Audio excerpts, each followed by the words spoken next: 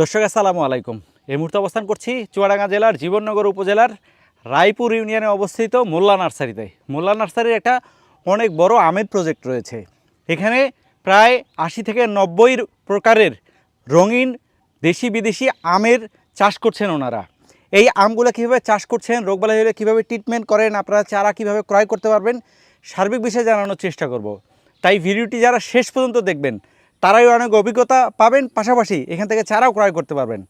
এই নার্সারির যিনি মালিক রয়েছেন হৃদয় ভাইয়ের কাছ থেকে এই রঙিন আম সম্পর্কে জানার চেষ্টা করি। ভাই আসসালামু আলাইকুম। ওয়ালাইকুম আসসালাম। কেমন আছেন ভাই? আলহামদুলিল্লাহ ভালো আছি। এই যে অনেকগুলা আম সাজানো আছে, এখানে কি কি জাতের আম আছে? এখানে আছে আপনার সূর্যডিন, জাপানের সবচেয়ে দামি আম। তারপরে আছে ব্রুনাই কিং।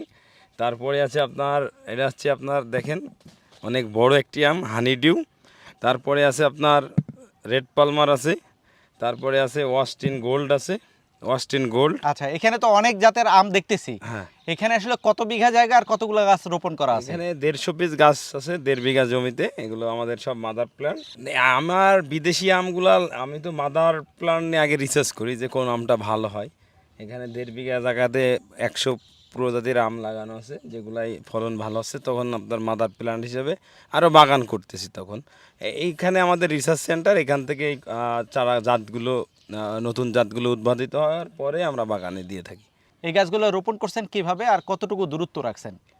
আমাদের এখানে এটা হচ্ছে একটু গ্যাপ কম দিয়ে লাগানো, যেরকম 6 হাত বাই 6 হাত লাগানো। আমরা তো রিসার্চ করছি, এই জন্য একটু ঘন লাগানো। আর যারা বাগানের জন্য করবে তারা 10 হাত বাই 10 হাত করবে।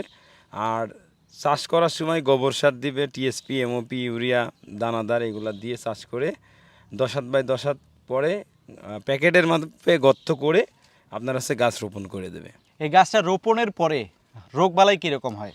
রোগবালাই প্রত্যেকটা জিনিসেরই আছে, অবশ্যই আমরা ট্রিটমেন্ট নিতে হবে। যেরকম মাকড়নাশক, কীটনাশক, ছত্রাকনাশক এগুলো কন্টিনিউ মাসে 3 বার দিতে হবে। আর মাসে 2 বার খাবার দিতে হবে, টিএসপি, এমওপি, ইউরিয়া, জৈবিক মানে অনুখাদ্যগুলো দিতে হবে, বিভিন্ন যে খাবার। এটা কি ডাইরেক্ট গাছের গোড়ায় দিব না একটু দূরে দিব? না, একটু দূরে রিং করে দিতে হবে।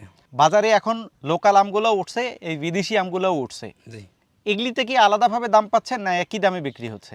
না এগুলা 200 থেকে 300, কোনোটা 500, কোনোটা 600, কোনোটা 1000 টাকাও বিক্রি হচ্ছে। ব্যানানা ম্যাঙ্গো 200 টাকা 250 টাকা কেজি বিক্রি হচ্ছে, ভালো দাম পাচ্ছি। আর এটা অস্টিন ম্যাঙ্গো, এই আমটিও আমি এদিন খেলাম, অনেক সুস্বাদু একটি আম। আর আমের বৈশিষ্ট্য এটা হচ্ছে একদম গোল্ডেন কালার হবে পাকলে। আর আটি একবারে পাতলা আর আঁশ নাই। আর প্রত্যেকটি আমেরই এখানে আমাদের আঁশবিহীন আর আটি সব পাতলা, মাংস বেশি। আপনারা যে চারাগুলো উৎপাদন করতেছেন, এই চারা থেকে কি এরকম ফল হওয়ার সম্ভাবনা আছে? অবশ্যই, এগুলো তো আদর্শ মাতৃ গাছ থেকেই মনে করেন যে ছায়ন নিয়ে গ্রাফটিং করা হচ্ছে, যার কারণে জাতের বৈশিষ্ট্যটা ঠিক থাকছে, জাতটা অরিজিনাল হচ্ছে। ফল সহ চারার প্রাইস কিরকম থাকে, ফল ছাড়া চারার প্রাইস কিরকম থাকে? ফল ছাড়া 300 টাকার থেকে শুরু, 800, 1000 টাকা আছে। আর ফল সহ 2500, 3500 এরকম দামে বিক্রি হয়। আচ্ছা, একটা ভিডিওতে তো আসলে অনেকগুলো তথ্য দেওয়া যায় না। অনেকেই যারা চারা ক্রয় করবে সেক্ষেত্রে হয়তো বা ফোনের মাধ্যমে আপনার কাছ থেকে জেনে নিবে কিভাবে রোপণ করবে, রোগবালাই হলে কিভাবে ট্রিটমেন্ট করবে, সার্বিক বিষয়ে জানাবেন। যেহেতু এত চমৎকার জিনিস দেখাচ্ছেন, অনেকেই চারা ক্রয় করতে চাবে, সেক্ষেত্রে আপনি আপনার নাম সহ ঠিকানাটা বলবেন। আমাদের এটা চুয়াডাঙ্গা জেলা, জীবননগর উপজেলা, রায়পুর ইউনিয়ন। আমি মোল্লা নার্সারির ওনার হৃদয় মোল্লা। যারা হচ্ছে বাগান ভিজিট করতে চান, আসলে আম এখন পাক শেষের দিকে, এখন হারভেস্ট করে ফেলবো, হয়তো বা গৌরমতিটা থাকবে। আর সব আমগুলোই আপনার হচ্ছে হারভেস্ট করে ফেলতে হবে। আর সবাইকে ওয়েলকাম থাকলে, সামনের বছর তো অবশ্যই আবার আম ধরবে, তখন এসে খেতে পারবেন। আর আমাদের বিভিন্ন ফলের প্রজেক্ট আছে, আসলে অনেক বাগান ঘুরে দেখতে পারবেন। এখন লঙ্গান, কাঁঠাল আছে, পেয়ারা আছে, মালটা, কমলা আছে, এগুলো খেতে পারবে। আচ্ছা ভাই, আপনাকে ধন্যবাদ। দর্শক, এতক্ষণ এই মোল্লা নার্সারির একটা ভিডিও দেখানোর চেষ্টা করছিলাম আপনাদেরকে।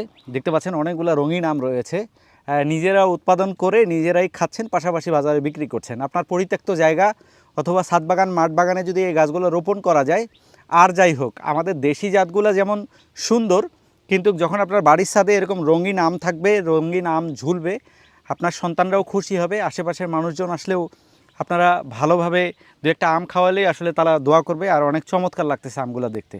তো এখান থেকে চারা ক্রয় করতে চাইলে উনি যে ঠিকানা দিল সেই ঠিকানায় এসে দেখে শুনে চারা ক্রয় করতে পারবেন। আর যদি মনে করেন যে আমি আসতে পারছি না, সেক্ষেত্রে ওনার নাম্বার আমরা স্ক্রিনে দেখাচ্ছি, ওনার নাম্বার নিয়ে ওনার সাথে যোগাযোগ করে এই চারাগুলো ক্রয় করতে পারবেন। এরকম ইনফরমেটিভ ভিডিও নিয়মিত দেখতে চাইলে এখনই পেজটি ফলো করুন। আর যারা চ্যানেলে দেখছেন, চ্যানেলটি সাবস্ক্রাইব করে রাখলে নিয়মিত আমাদের ইউটিউব চ্যানেল এবং ফেসবুক পেজে এরকম চমৎকার জিনিস দেখানোর চেষ্টা করছি। তো আজকের মতো বিদায় নিচ্ছি ভাই, আপনাকে অসংখ্য ধন্যবাদ। আপনাকেও ধন্যবাদ।